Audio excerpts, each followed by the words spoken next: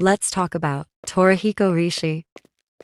Torahiko Aishi is KATABA'S husband, Dozuki's father, and Ryoba Aishi's grandfather. After the war ended, Torahiko, like thousands of other war orphans, was picked up by Japanese relief workers and taken to a temporary shelter. It was a repurposed school building. Japan's Ministry of Education began a post-war education program that aimed to re-enroll orphans and war-displaced youth back into the school system. When Torahiko turned 16, he was granted placement in a public high school, along with temporary housing. During his third year of high school, some of his female classmates began to mysteriously disappear. It wasn't long before people began whispering rumors of a serial killer at school. Shortly after the graduation ceremony, one of his former classmates, Aishi, suddenly confessed her love to him with a long, heartfelt speech. He accepted her confession without a second thought. However, his happiness would be extremely short-lived. Only a few days after Kataba's confession, Torahiko found himself in a police station, being interrogated by a detective.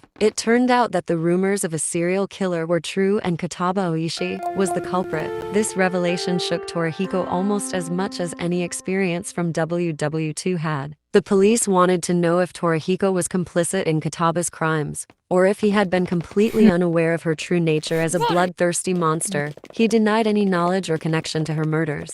She's not a monster. She went through the same hell that I went through, except she came out even more broken than I did. The war shaped her into something dark and violent, but she doesn't need to be demonized. She needs help. She needs me.